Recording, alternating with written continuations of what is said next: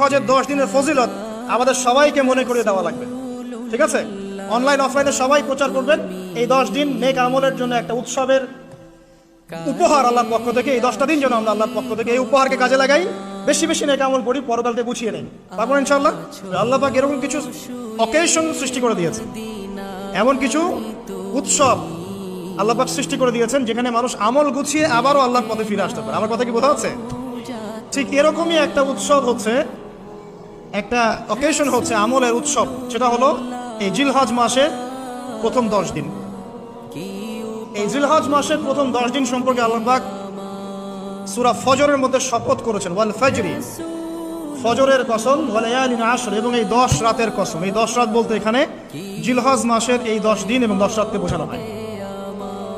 এর ফজিলত সম্পর্কে নবী সাল্লাল্লাহু আলাইহি ওয়াসাল্লাম একটা হাদিসে বলছেন, সহিহ বুখারী হাদিস, আনাস রাদিয়াল্লাহু আনহু ইবনে আব্বাস রাদিয়াল্লাহু আনহুমা থেকে বর্ণিত, নবী করিম সাল্লাল্লাহু আলাইহি ওয়াসাল্লাম বলেছেন যে মা মিন আইয়ামিন আমালু সালিহু ফীহিন্না আহাব্বু ইলাল্লাহ মিন হাযিহিল আইয়ামিল আশরা।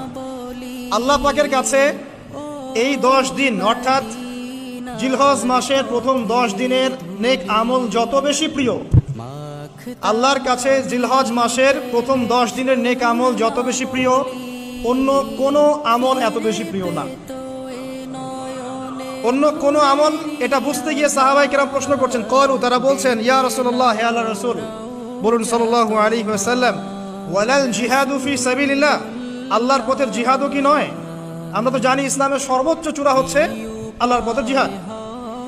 তো নবী সাল্লাল্লাহু আলাইহি ওয়াসাল্লাম বলছেন, ওয়ালাল জিহাদু ফি সাবিলিল্লাহ, আল্লাহর পথের জিহাদও নয়, আল্লাহর পথের জিহাদও নয়, ইল্লা, তবে ওই ব্যক্তির কথা ভিন্ন, রাজুলুন খারাজা বিনাফসিহি ওয়া মালিহি ফালাম ইয়ারজি মিন যালিকা বিশাই, কোন একজন ব্যক্তি যে তার জান এবং তার মাল নিয়ে আল্লাহর পথে বেরিয়ে গেছে, তারপরে কোনো কিছু নিয়ে সে ফিরে আসতে পারে নাই, মানে সে শহীদ হয়ে গেছে, এই ব্যক্তির কথা ভিন্ন।